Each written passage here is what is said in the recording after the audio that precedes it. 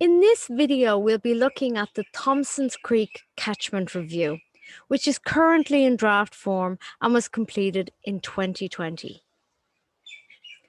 Now, this review completes strategic work contained within the Surf Coast Planning Scheme under Clause 7402 that requires reviewing the appropriateness of allowing subdivision of land in the Thompsons Creek catchment area to 40 hectares, subject to meeting specific conditions.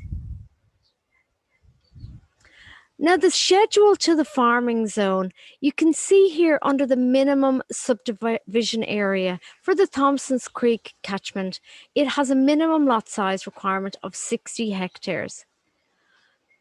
But this can be reduced to 40 hectares if certain conditions are met. Now, the Thompsons Creek catchment area is pictured in yellow in the map. And a brief history of why this provision was introduced into the planning scheme. It was brought in 2000.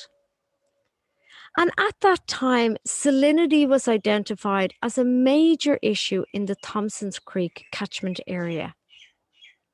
And it was hoped that this tool may be able to improve land management practices.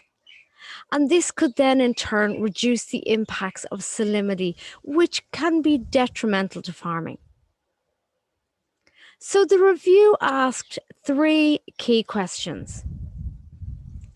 And this was, has this alternative subdivision lot size provision been used much since its adoption? Has it worked successfully?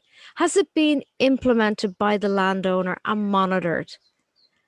And has the desired outcome of reversing the impacts of salinity been achieved?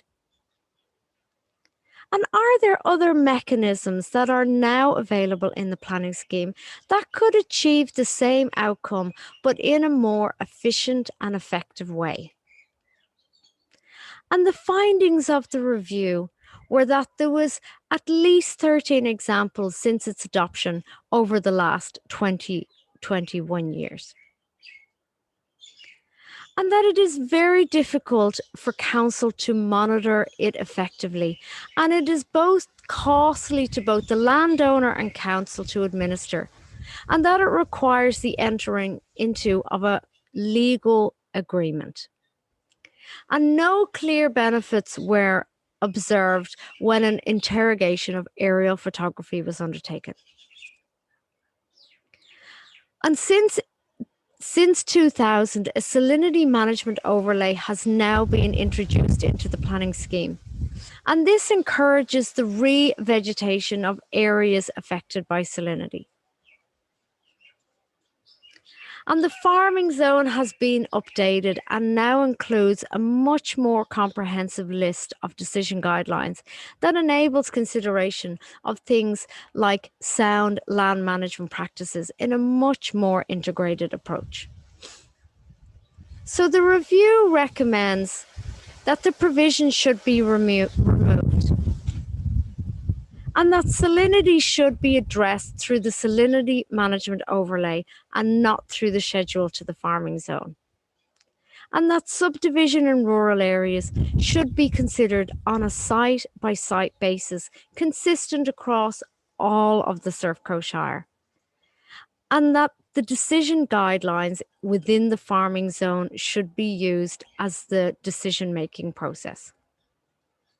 And if you would like to read this review in more detail, it is available below in PDF form to download by clicking the link.